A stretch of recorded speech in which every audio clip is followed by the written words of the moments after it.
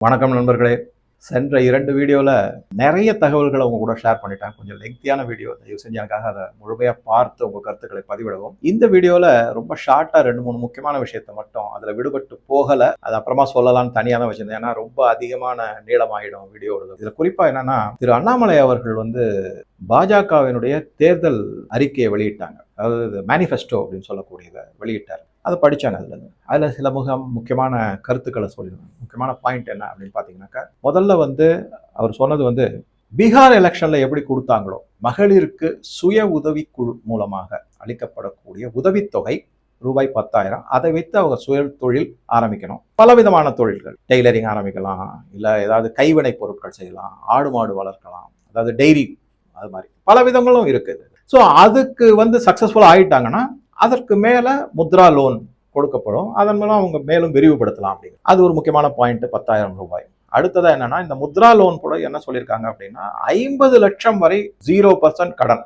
Mudra loan படி யாரெல்லாம் இந்த 10,000 வாங்கி மேம்படுத்தி இருக்காங்களோ அதை தவிர தகுதியானவர்களுக்கு இது எல்லாமே வங்கிகள் மூலமாக கொடுக்கப்படும். மத்திய அரசனுடைய கேரண்டி அதோட கொடுக்கப்படும் அப்படிங்கிறது. ஸோ அது இரண்டாவது முக்கியமான பாயிண்ட். மகளிர் உதவித்தொகையாக ரூபாய் 2,000 கொடுக்கப்படும் அப்படிங்கிறது இன்னொரு முக்கியமான செய்தி. இதை தவிர வருடத்திற்கு மகளிருக்காக அவர்களுடைய உதவியாக 3 சிலிண்டர், கேஸ் சிலிண்டர், 3 சிலிண்டர் அப்படின்னா 25% உங்களுக்கு கழிவு அப்படின்னு வச்சுக்கலாம், பெனிஃபிட் அப்படின்னு வச்சு 3 சிலிண்டர் இலவசமாக வீடு தேடி வரும் அப்படின்னு சொல்லப்படும். உடனே கேட்காதீங்க, சார் இன்னைக்கு இருக்கிற காலகட்டத்தில் வருமா அப்படின்னா, நிலைமை சீராகணும், அதை உத்தேசிச்சு சீராகிவிடும், பல முன்னெடுப்புகளை செய்யப்படும் அப்படிங்கிற உத்தேசத்துல தான் அவங்க செஞ்சிருக்காங்க. இதுல நான் இந்த இடத்துல ஒரே ஒரு சின்ன விஷயம் சொல்லிடுறேன். இந்த ஆயில் பாலிடிக்ஸை பொறுத்த வரைக்கும் இந்தியா கொஞ்சம் கொஞ்சமாக வளைகுடா நாடுகளுடைய டிபெண்டன்சி, அதை சார்ந்து இருக்கக்கூடியதை குறைச்சிக்கிட்டே வராங்க. கிட்டத்தட்ட 60% இப்போ 30% ஆயிடுச்சு. 70% எண்ணெய் மற்றும் எரிவாயுவை மற்ற நாடுகள்ல இருந்து வாங்குறாங்க. அதுல குறிப்பா என்னன்னா, ரஷ்யாவோட பீக்குக்கு போயிடுச்சு. மார்ச்ல மிகப்பெரிய அளவிலான எண்ணெய் கொள்முதல் ரஷ்யாவிலிருந்து செய்யப்பட்டுள்ளது. அதே மாதிரி அர்ஜென்டினா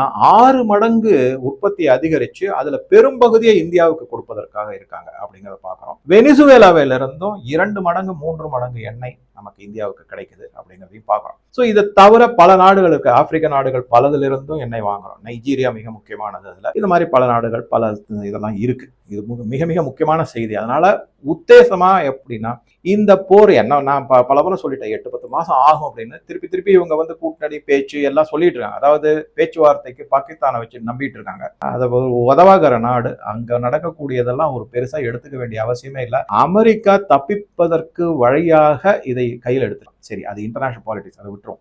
இப்ப இந்த 3 சிலிண்டர் இதனுடைய அடிப்படையில பார்க்கும்போது விரைவில் எப்ப நிலைமை சுமூகமா வருதோ அந்த டயத்துல இந்த 3 சிலிண்டர்கள் இல்லத்தரசிகளுக்கு இலவசமாக கொடுக்கப்படும். அது ஒரு பெனிஃபிட் மாதிரி நம்ம பார்க்கணும் அப்படிங்கிறது தான். சரி, அடுத்ததா மகளிர் சுய உதவி குழுக்கு மிகப்பெரிய நன்மைகள்லாம் எடுத்து செஞ்சிருக்காங்க. மீனவர்கள் பாதுகாப்பு, இதை பற்றிலாம் அவர் இந்த மேனிஃபெஸ்டோவில் என்னென்னலாம் சொல்லியிருக்கோம், அதை என்ன சொல்கிறாரு அப்படின்னா, ஒரு 27 முக்கியமான அம்சங்களாக அதை சொல்லியிருந்தார். அதை சொல்லி முடித்து வெளியே வந்த உடனே ஏஎன்ஐ பேட்டியாளர் அவர் தான் கேட்குறாங்க, ஏங்க இந்த மாதிரி நீங்கள் சொல்லியிருக்கீங்க எல்லாமே, அதிமுக ஒரு மேனிஃபெஸ்டோ கொடுக்குறாங்க, நீங்கள் ஒரு மேனிஃபெஸ்டோ கொடுக்குறீங்க, எது நிற்கும் அப்படின்றதுக்கு இரண்டுமே மெர்ஜ் ஆகிடும் அப்படின்ற திரு அண்ணாமலை அவர்கள் சொல்லிட்டு மிக மிக முக்கியமான செய்தியை என்ன சொல்றாருன்னா, நாங்க இப்ப அறிவித்திருக்கக்கூடிய நலத்திட்டங்கள் எல்லாமே பட்ஜெட்ல சொல்லப்பட்டுள்ளது. அதை பத்தின ஒரு வீடியோ கூட இருக்கு, நீங்க பார்க்கலாம். தமிழ்நாட்டிற்கான ஸ்பெஷல் என்னென்னலாம் கான்சன்ட்ரேஷன், எவ்வளவுலாம் நிதி ஒதுக்கீடு, என்னென்ன முன்னெடுப்புகள், நான் அதுல சொல்லியிருந்தேன். ஈவன் கீழடியை பத்தி கூட நிதி ஒதுக்கீடு செய்து அதை ஒரு டூரிஸ்ட் சென்டரா மாற்றுவதற்கான திட்டங்கள்லாம் கூட இருக்கு. அப்படி பலவிதமான திட்டங்கள், கோகனட், தென்னை வளர்ப்பு, இந்த மாதிரி பல செய்திகளை அந்த வீடியோல நான் சொல்லியிருந்தேன். அதை தான் இப்பயும் வருது. அதை எல்லாத்தையும் சொல்லிட்டு இது அவங்களுடைய தனி அப்படிங்கிறது மாதிரி, அவங்க ஸ்டேட் கவர்மெண்ட்டுக்காக சொல்றது, நாங்க சென்ட்ரல் கவர்மெண்ட்ல இருந்து சொல்றோம். இப்ப இது டபுள் இன்ஜின் ஆயிடும் அப்படிங்கிற அர்த்தத்துல அதை மிக சுலபமாக விளக்கம் அளித்து கடந்து சென்றார் திரு அண்ணாமலை அவர்கள். அது ஒரு முக்கியமான பாயிண்ட். அந்த சமயத்துலதான் என்னங்க உங்க 2 பேருக்கு ஒத்து போகுமா, ஏன் நீங்க பாத்துக்கிட்டு தானே இருக்கீங்க, நல்லா தானே போயிட்டு இருக்கு, யாரு சொன்னது ஒத்து போகலன்னு சொல்லிட்டு எல்லாமே நல்லா தான் நடந்துகிட்டு இருக்கு, எங்களுக்குள்ள எந்த விதமான மிஸ் அண்டர்ஸ்டாண்டிங் கிடையாது, ஒரே இலக்கு திமுக அரசை வீழ்த்த வேண்டும், வெளியேற்ற வேண்டும் தமிழகத்திலிருந்து, தமிழகத்தை வளர்ச்சி பாதையில கொண்டு வந்து சேர்க்கணும், லா அண்ட் ஆர்டர் முக்கியமா மிக நல்ல முறையில கொண்டு வரணும் தமிழ்நாட்டுல அப்படின்னு சொல்லி வச்சுட்டாரு. இது ஒரு பக்கங்க. இதுக்கு அடுத்ததா கன்னியாகுமரியில பாரத பிரதமர் ரோட் ஷோ, அதுக்கப்புறம் தேர்தல் பிரச்சாரம் எல்லாம் செய்யும். அந்த இடத்துல புரோட்டோகாலை மீறி இறங்கி பாதுகாப்பு ஏற்பாடுகளை கொஞ்சம் ஒதுக்கி விட்டு மக்களோடு மக்களாக கலந்து சென்றார் அப்படிங்கிற செய்தி வந்திருக்கு. கொஞ்சம் அதுல பாதுகாப்பு கருத்துல வச்சிருக்கணும். அவர் அதை மீறி மக்களுடைய அன்புனால கவரப்பட்டு அவங்க கூட போய் கை குலுக்கி இது பண்ணி எல்லாம் வாழ்த்துக்கள்லாம் சொல்லி செஞ்சிருக்காங்க.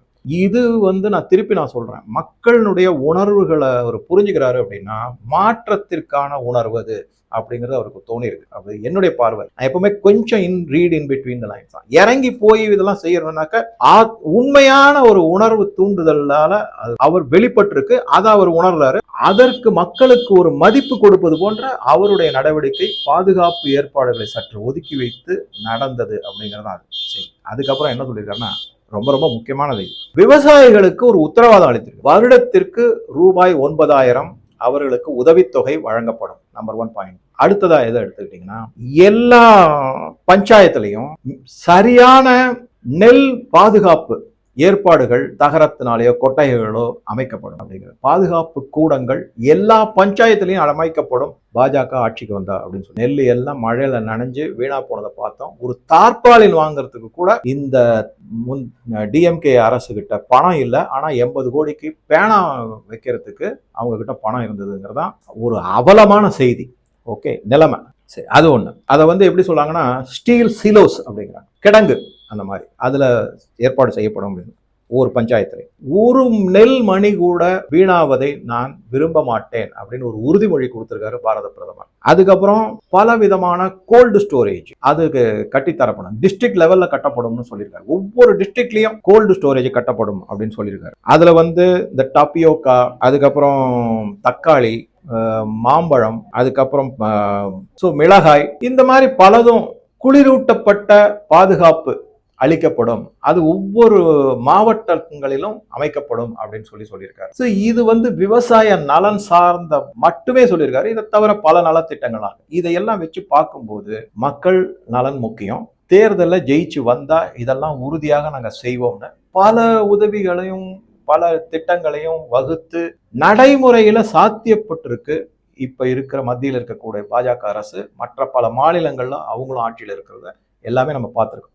இது மிகவும் நேரடியாக பிரதம மந்திரியிடம் இருந்து, மோடி அவர்களிடமிருந்து வந்த ஒரு உறுதிமொழியாக மக்கள் பார்க்கும்போது நம்பிக்கை இன்னும் அதிகமாகுது. ஒரு பக்கம் அண்ணாமலை மக்களை மனமாற்றத்துக்கு கொண்டு வந்திருக்காரு. இப்ப அதை உறுதி செய்யற மாதிரி பிரதம மந்திரி பல உறுதிமொழிகளை பல நலத்திட்டங்களை அறிவிச்சு. இது எல்லாமே இந்த தேர்தலில் ஒரு மிகப்பெரிய தாக்கத்தை உண்டு பண்ணும் அப்படிங்கிறது தான் என்னுடைய பார்வை. உங்க கருத்துக்களை பதிவிடவும். நன்றி.